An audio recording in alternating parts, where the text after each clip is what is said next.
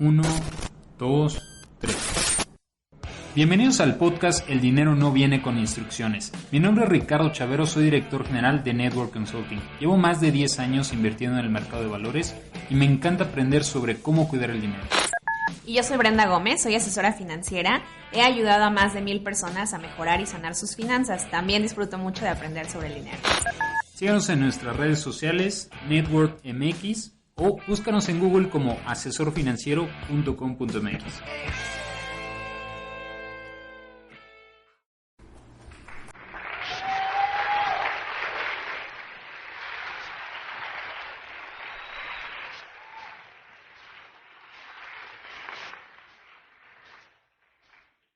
Hola, ¿qué tal? Feliz año nuevo. Bienvenidos nuevamente a una edición 2020 de El dinero no viene con instrucciones. Bienvenido, Ricardo.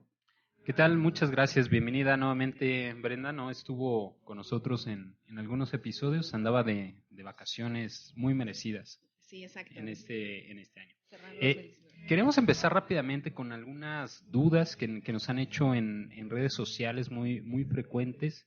Por ahí uno de los usuarios nos comenta que si 2 millones de pesos es suficiente para retirarse. No, realmente al valor de hoy no es suficiente. El tema y lo que nosotros decimos es si por lo menos tuvieran esos 2 millones, porque la reflexión es el 98% va a tener cero, ¿no? Entonces, de 0 a 2 millones siguen siendo muy buenos que por lo menos traten de ir ahorrando, invirtiendo, para que ese dinero a través del interés compuesto, que es como se llega a poder tener más fácil este capital, pues pueden ir haciendo ese esfuerzo. Obviamente la idea es que dependerá tu nivel de vida. Esa es la verdadera respuesta, ¿no? Si tienes un nivel de vida muy escueto, digamos, gastas muy poco, posiblemente podría ser una cantidad tal vez no suficiente, pero que te va a servir bastante. Si tienes un estilo de vida muy alto, obviamente debes de ahorrar e invertir proporcionalmente siempre a tu estilo de vida. Claro, bueno, todo esto viene a una publicación donde nosotros planteamos la posibilidad de que si empiezan a invertir desde 2,000 pesos mensuales para su plan personal de retiro, se pueden retirar con más de 2 millones de pesos. Entonces, en esta publicación justamente tuvimos diferentes comentarios de este estilo. Otra persona preguntaba que qué pasaba si desaparecíamos o cómo garantizaba que no nos íbamos a llevar su dinero. Entonces, ¿qué nos puedes decir, Ricardo? Sí, mira, esto es muy importante y como lo hemos dicho en varias ocasiones, es relevante que siempre se esté planteado, digamos, esta reflexión, ¿no? Para empezar, nosotros funcionamos como asesores financieros, como asesores de inversiones, de finanzas, de seguros, de hipotecas.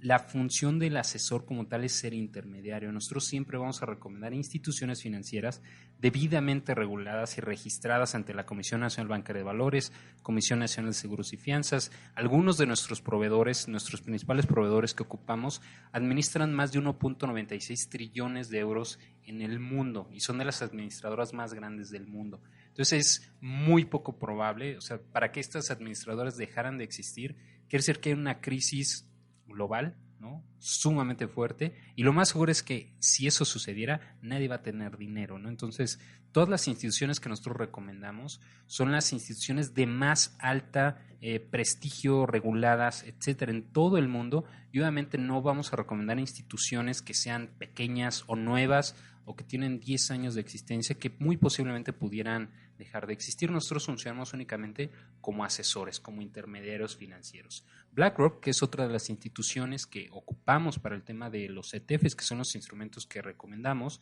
administra más de 6.96 trillones de dólares, que para que se den una idea, cuando hablamos de trillones, toda la masa monetaria que existe en Estados Unidos son aproximadamente 3 trillones de dólares. Lo que quiere decir es que esta institución administra 2 veces el monto, un poquito más porque son 6.96, casi 7 veces, es más dinero que todo el dinero que tiene Estados Unidos circulando, ¿no? Entonces es muy poco probable que le pudiera suceder algo a estas instituciones, dado que administran más de 2 veces el capital de la economía más grande del mundo, ¿no? Entonces, cuando nos encontramos este tipo de cuestionamientos, es claro que hace falta mucho por hacer en México sobre cultura financiera, de inversiones que tengan, digamos, bien los parámetros, pero para eso estamos, digamos, nosotros, ¿no? Para poderles brindar ese asesoramiento, ese acompañamiento y que no se queden con dudas, que como lo hemos dicho, es lo más importante, que aclaren todas sus dudas, que puedan tener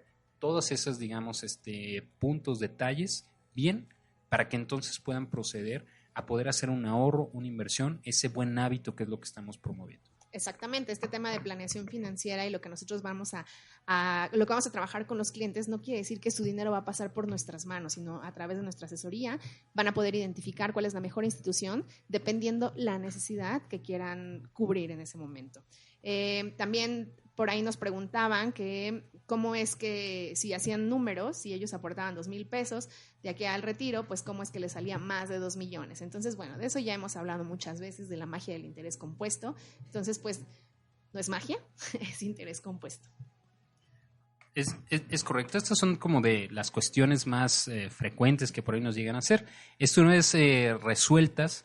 Ahora sí procedemos con el tema de hoy. Es uno que también nos han pedido muchísimo nuestros clientes, muchísimo las personas que nos siguen, que es cómo hacer un fondo para la universidad de mis hijos, ¿no? Cómo planear ese gran paso que todos en algún momento hemos dado, que nuestras familias han dado, que se plantea mucho, qué se puede hacer para que en el futuro se tenga garantizada la educación de nuestros hijos, ¿no?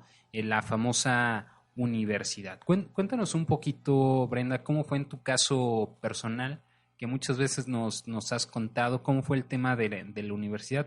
Recuerdo mucho que cuando Brenda en algún momento fue clienta primero de Network, me comentaba que tenía como ese pendiente, ¿no? De que gran parte del ingreso de la familia se iba para pagar la universidad y entonces obviamente sentías esa presión, ¿no? Ese compromiso de, bueno, es que pues está haciendo obviamente mi familia un compromiso muy fuerte, que seguramente es el caso de muchas familias mexicanas. Sí, bueno, en mi caso, mi papá conoció la universidad donde yo estudié. Yo estudié en el TEC de Monterrey y mi papá lo conoció cuando yo era muy chiquita. Entonces, como que se puso de meta personal que yo estudiara ahí. Entonces, desde la prepa, cuando yo estaba ya en tercera de secundaria, él fue a pedir la guía de estudio para el examen de admisión y entonces presenté el examen de admisión para la prepa y desde entonces entré al TEC. Entonces, yo veía que era un gran esfuerzo familiar y digo, era familiar porque, pues, lógicamente el flujo de efectivo para los gastos sin haber planeación financiera, evidentemente, Claro, sin haber tenían ahorros, que sin apoquinar. haber nada, pues era como de, pues recorte para todos porque hay que pagar la escuela, ¿no? Entonces, sí, yo le comentaba a Ricardo que yo me sentía muy culpable porque sentía como de, uy, estamos súper apretados financieramente, pero pues yo estudiando en el TEC de Monterrey, ya después, como los últimos 2 semestres de la prepa, pedí beca porque mi papá me dijo así como de, no, ya ahora sí pide la beca y entonces también la mitad de la universidad pedí beca financiamiento, que este es otro tema, o sea, beca financiamiento quiere decir que de lo que me daban, la mitad era pues comillas regalo porque se tenía que pagar a través de un servicio becario, también como prestarle un servicio a la institución, y la otra parte era a través del financiamiento. Entonces, ¿qué quiere decir? Que cuando yo me gradué tuve que pagar un par de años lo que me financiaron para terminar la educación. Entonces, ahí lo interesante también era que el financiamiento se pagaba al costo de la colegiatura de ese momento, no al costo de la colegiatura cuando me lo prestaron. Es correcto, ¿no? Y digamos, este es un caso que yo diría, pues tuviste suerte, ¿no? Digamos, eres de las familias privilegiadas en México que dicen, bueno, pues ahí vamos a ver cómo se paga, ¿no? La realidad, y para la mayoría de las personas que nos escuchan, la idea que más bien tienen es cómo empiezo a planear hoy, que a lo mejor tiene un año, que a lo mejor tiene 6 meses, que a lo mejor tiene 3 años. Todavía falta bastante tiempo para que empiece ese momento. ¿Qué puedo hacer hoy para empezar a planear ese gran momento? La primera vez que yo caí en conciencia del famoso ahorro para la universidad fue en series de Estados Unidos, en series, en películas, cuando de pronto mencionaban, a eso lo voy a sacar de tu fondo para la universidad. Y yo recuerdo que en algún momento le preguntaba a mis papás, oye, ¿qué es eso del fondo para la universidad? Y ellos seguramente tampoco sabían, ¿no? Me decían, pues es un ahorro que hacen para el futuro. Ya sabes cómo son los gringos.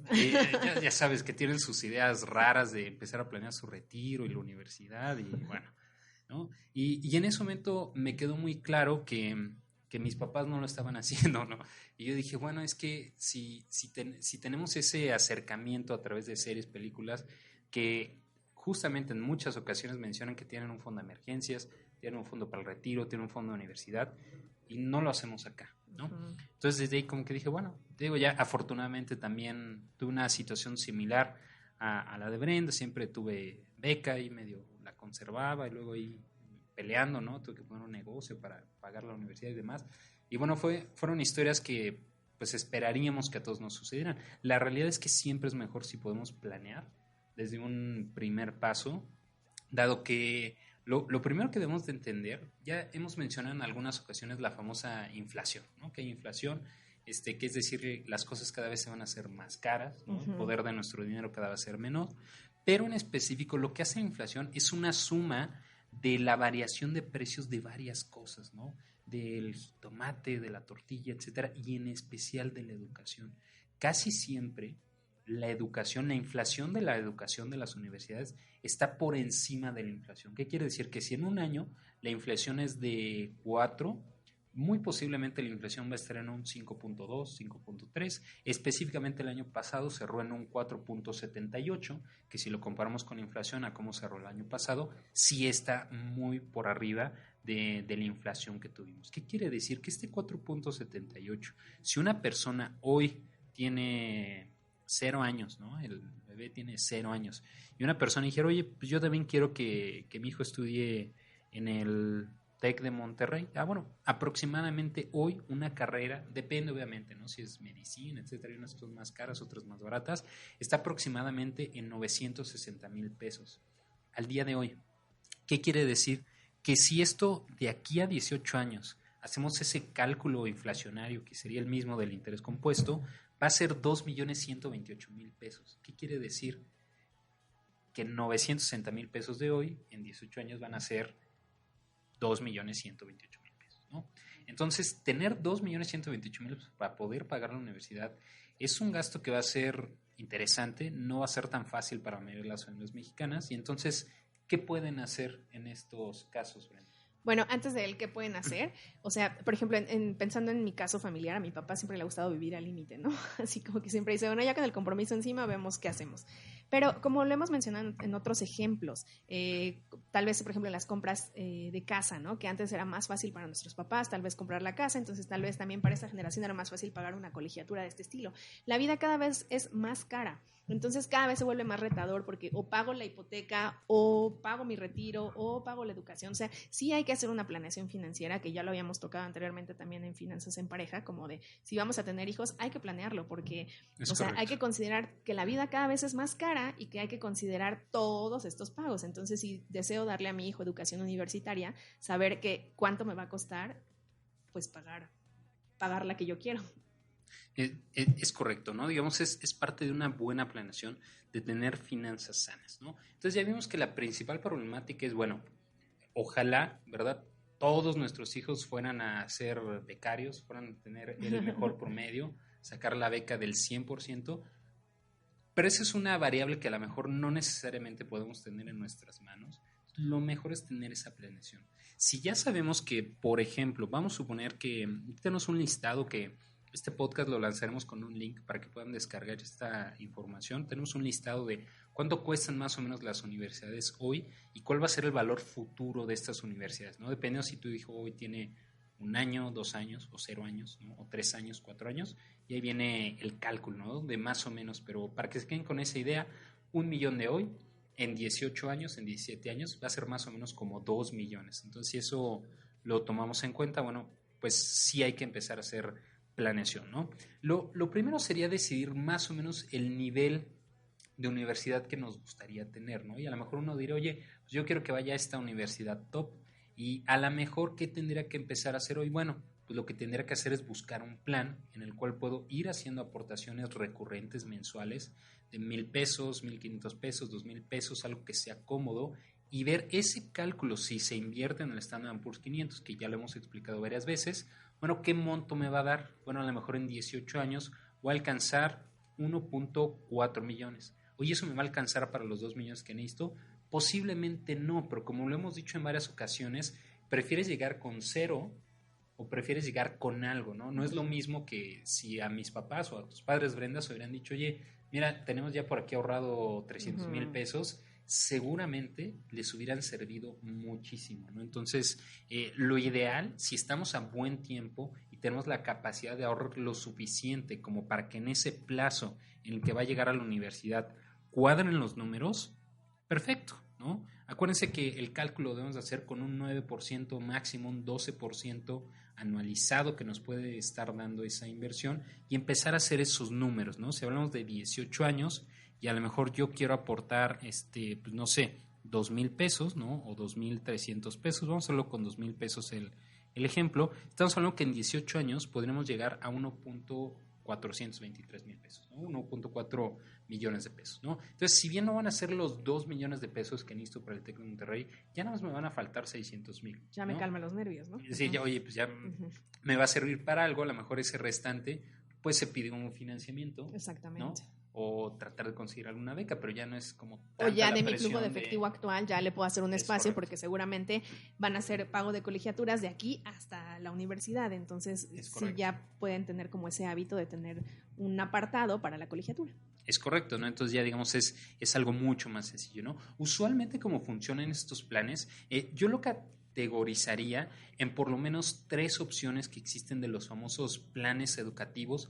La primera opción de la que hablaremos es el famoso Mexicana de Becas, que cómo funciona, es una especie de, pues no lo quiero decir así, pero es una especie de pirámide, ¿no? Como funciona es que, a ver, nos juntamos 100 personas, a mi hijo todavía le faltan 4 años, y a Brenda le falta 1 año para que su hijo entre a la universidad. Entonces, ¿cómo funciona? Es yo que voy haciendo mis aportaciones, primero decido qué universidad, ¿no? Y digo, oye, pues a lo mejor va a ser la VM o Unitec o EBC, cualquiera de esas, ¿ok? Entonces te dicen, mira, tú debes de dar X número de aportaciones durante estos 4 años, 5 años, y ya después cuando llegue el 5.º año, nosotros vamos a pagar la universidad.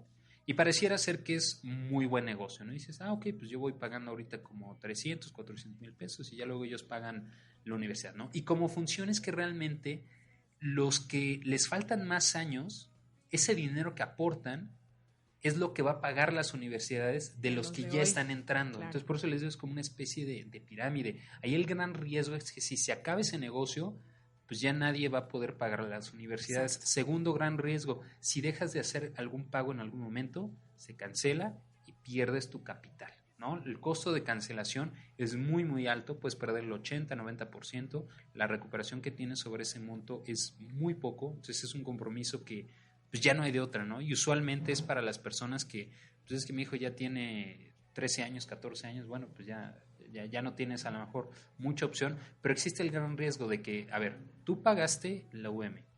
No, es que yo quiero estudiar en otra universidad. Bueno, pues eso es lo que pagaste. Entonces, si no te vas a estudiar esa, pues lo siento, ¿no? Entonces, también se pierde el capital. Entonces, como de a fuerza, ¿no? Entonces, este tipo de opciones de planes usualmente no los recomendamos.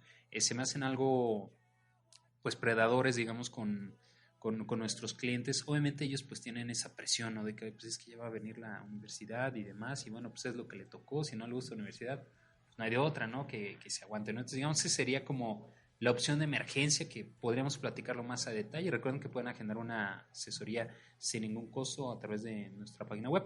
La segunda opción, que también son muy conocidos, son los famosos dotales, ¿no? Que los famosos Segubecas, por ejemplo, de Seguros Monterrey, que como funcionan es, yo voy haciendo una aportación, usualmente lo hago en UDIs o en dólares, es decir, yo estoy pagando la inflación o yo estoy asumiendo el riesgo del tipo de cambio, ¿no? Y entonces yo voy pagando cierto monto y cuando llega a 10, 15 años, lo que hacen es básicamente me devuelven ese dinero con la inflación que yo la puse en mi bolsillo y me dan las gracias, ¿no? Y te dicen, mira, todo ese tiempo estuviste asegurado por cierta suma asegurada, ¿no? Que como funciona es, a ver, si te va a pasar algo hoy, te pagamos esa suma y además te garantizamos que cuando lleguen los 17, 18 años, te vamos a dar el monto que tú firmaste. Sí, que aquí el argumento de venta es justamente la protección, que sí, si bien es cierto, es importante que los planes educativos tengan una protección de vida. ¿Por qué? O sea, si el contratante falta, pues saber que a través de este plan se garantiza el pago de la educación del menor. Entonces, esa es la parte relevante. La cuestión es que hay planes que ponen tan blindado pero que lo hace muchísimo más caro el tema del seguro. ¿Por qué? Porque dicen, bueno, te aseguro a ti, pero también aseguro a tu pareja, y entonces es un mancomunado, pero entonces le ponemos el otro seguro, y entonces tiene tantos seguros que de la aportación que el cliente da, pues resulta que pues solo una mínima parte se va al ahorro para la educación. Entonces lo que están haciendo es pagar un seguro de vida carísimo y financieramente van a tener un retorno muy pequeño. Entonces, aprovechando justo el tiempo educativo o el tiempo que falta para la educación universitaria, pues como ya lo hemos visto, ¿no? El mejor aliado es el interés compuesto. Entonces, lo que más convendría es que que esas aportaciones se invirtieran. Es correcto, ¿no? Y como hemos visto en varias ocasiones, no hay mejor aliado que el mercado de valores, ¿no? Ya son empresas que llevan cientos de años, ¿no? Trabajando, ¿no? Para nosotros, y a través de invertir en el mercado de valores, pues te vuelves socio, ¿no? Entonces, la tercera opción que yo pondría es, pues, hacer este combo, ¿no? Sí es importante que se tenga un seguro de vida que cubra esa periodicidad, ¿no? Decimos, si, oye, va a durar 18 años, bueno, pues obviamente, muy seguramente, hay uno o dos activos financieros que tiene la casa o dependientes económicos, y entonces deben de estar asegurados esas personas que traen el ingreso financiero, ¿no? Entonces sí es importante tener por un lado un seguro que recomendamos siempre sea el más económico, el más accesible, no tiene por qué ser costoso. Ese es un error, ¿no? Creer que tiene que ser a fuerza anual porque así se llevan más comisión la gente, o que tiene que ser un seguro más caro. Eso no es cierto, no es necesario. Hay que cuidar primero nuestras finanzas.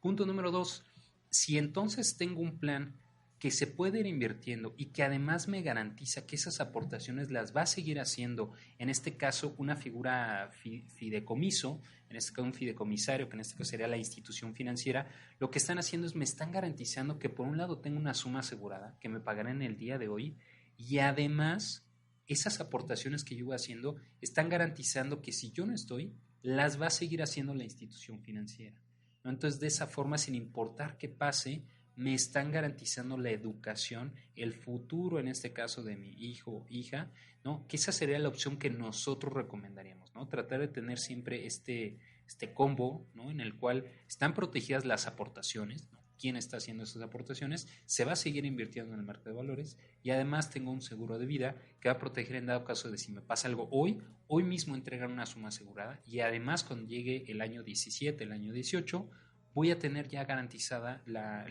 educación universitaria. Claro, que finalmente ese es el objetivo, garantizar que va a asistir mi hijo a la escuela, mi hijo, mi hija a la escuela, independientemente de lo que a mí me pase o no. Es correcto, ¿no? Para poder empezar a hacer esta planeación es muy importante, como lo hemos dicho en otras ocasiones, primero hacer el análisis de a ver cuánto tenemos, cuánto gastamos, ver qué cantidad podemos destinar de nuestro presupuesto, y como lo hemos dicho en otras ocasiones, ya tener cubiertos los básicos, ¿no? Fondo de emergencia, un fondo de retiro, no tener deudas con tarjetas. Y ya tenemos, digamos, esos puntos cubiertos, entonces podemos decir, oye, ¿sabes qué? Me sobran 1,000, 2,000 pesos, 3,000 pesos, voy a empezar a hacer esa planeación para el futuro, para un hijo, 2 hijos o los que se tengan de una vez, y obviamente sin importar con el monto que se llegue, va a ayudar bastante a minorar esa carga, digamos, que es posiblemente de los gastos más importantes que tienen que hacer nuestros padres en el transcurso de la vida, ¿no? La famosa universidad. Que como decías en tema inflacionario, pues la universidad va aumentando el precio muy por encima de la inflación, ¿no? Entonces, bueno, la inflación general. Muchas veces nos preguntan, Brenda, oye, y en dado caso de que no quisieran ir a la universidad, les decimos, mira, esa es la gran ventaja de esta tercera opción. La primera opción que vimos, acuérdense, es Mexicana de Becas. La segunda opción son seguros tradicionales, ¿no? Los famosos Segubecas, profesional que tiene GNP, que es, mira, te jineteo el dinero y luego te lo entrego, pero mientras te di una suma asegurada carísima.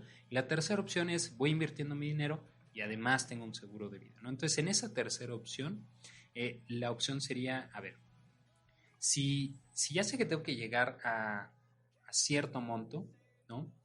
Ok, una vez que se llegue, la gran ventaja es, mira, si no lo quisiste ocupar para la universidad, pues a lo mejor lo puedes dejar ahí que se esté invirtiendo, y a lo mejor cuando ya haya terminado la universidad, puede dar el enganche de un departamento, o si quieres estudiar una maestría, etcétera. No te obliga a que el capital se tenga que ocupar forzosamente en una universidad, pero tiene incentivos fiscales si se ocupa para una universidad, que es todos esos intereses que se generaron, no se tendría que pagar un impuesto sobre esos rendimientos, dado que se está ocupando para un gasto universitario. Ok, entonces si no lo usan para gasto universitario, sí tienen que hacerse cargo solo de la parte fiscal de los intereses generados. Es correcto, que sería como cualquier otra inversión, ¿no? Claro. Digamos, ¿no? Entonces, esa es la gran ventaja, digamos, de esta tercera opción, que te da esa libertad de que no forzosamente se tiene que ocupar para eso, y uno tiene la potestad de decir, mira, estos recursos se van a ocupar de otra forma,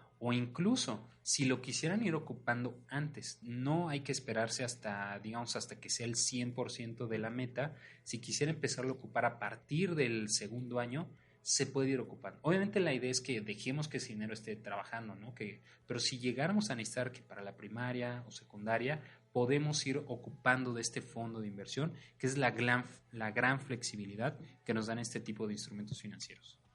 Que eso es interesante también, si en algún momento, o sea, lo tenemos dentro de la planeación, el pago de colegiaturas de aquí a la universidad, pero si en algún momento, no sé, hay alguna situación financiera que nos complica un poco y tal vez necesitamos sacar de ese plan para pagar una inscripción o pagar el transporte escolar o algo así, saber que está ese dinero disponible a lo largo de la vida del plan, que también tengo esa flexibilidad de utilizarlo. Es correcto. Encontramos un artículo, ¿no? Que ya, digamos, ese es para llegar a la universidad, ¿no? Pero hay que tomar en cuenta que hay muchos más gastos que tomar en cuenta, no solamente las colegiaturas. Obviamente hay que pagar comidas, transporte, que de pronto salidas, obviamente, si no necesariamente estamos cerca de la universidad, algún alojamiento. Entonces, todas esas variables que pudieran llegar a sumar al costo de ser universitario es algo que hay que tomar en cuenta, ¿no? Entonces, si ya logramos cubrir gran parte del costo de la colegiatura, va a ser mucho más fácil que lo que ya estábamos destinando, como decía Brenda, a estar pagando una universidad. Bueno, entonces eso se puede ocupar en esos gastos adicionales que trae consigo la universidad, ¿no? Recuerden que al final del día nuestro mejor aliado en estos casos es la planeación. Mientras más podamos tener una planeación, acercarse a un asesor financiero que nos diga, oye, pues dependiendo la universidad que esté buscando, hoy está en tanto y en tantos años va a estar aproximadamente en tanto con base en la inflación que hoy está proyectada. Entonces ya podemos tener un número más real, más cercano, y la ventaja es que ese plan se puede ir ajustando, ¿no? Si vemos que de pronto van subiendo la inflación de las universidades, bueno, podemos ir ajustando el plan ya sea hacia arriba, hacia abajo. Siempre es importante que tengamos esa flexibilidad que las otras opciones no necesariamente nos brindan, ¿no? Entonces, para ir cerrando, Brenda, ¿cuáles serían, digamos, tus grandes recomendaciones para las personas que ya son padres o que están pensando ser padres, en ser madres, sobre la universidad? Pues claramente, como cualquier decisión financiera, pues implica planeación. Acérquense a uno de los asesores para que justo hagamos sus números, para que en su presupuesto 50, 20, 30 podamos determinar la cantidad que vamos a mandar a futuro, ya sea, bueno, esto ya lo habíamos comentado, que de pronto es controversia, pero pues el pilar financiero es ahorrar para su retiro, incluso antes de la educación universitaria. Entonces, si bien es importante, pues también hay que hacerle espacio a saber que voy a tener mis gastos corrientes, mis gastos educativos actuales y también cuánto voy a poder destinar después de ahorrar para mi retiro y después de tener mi fondo de emergencia, cuánto voy a poder destinar para la universidad justamente sin que me sienta ahogado. Es correcto. Recuerden que la universidad posiblemente es uno de los más grandes generadores de riqueza, de valor que pueden generar en cualquier economía, y es importante que lo tratemos de planear, que tratemos de dar el mejor esfuerzo, pero también es importante, como bien decía Brenda, primero tener cubiertos, digamos, las necesidades básicas, fondo de emergencia, fondo de retiro, que termina siendo mucho más importante que la universidad, porque recuerden, nadie nos va a prestar dinero para el retiro. Para la universidad sí existen muchos préstamos y créditos, entonces es importante que tomemos en cuenta eso, muy importante que tengamos la planeación. Acérquense a un asesor financiero, recuerden que nos pueden encontrar en network.mx, nos pueden encontrar en redes sociales como Network Consulting, y en Google también nos pueden buscar como asesorfinanciero.com.mx. Muchas gracias por escucharnos.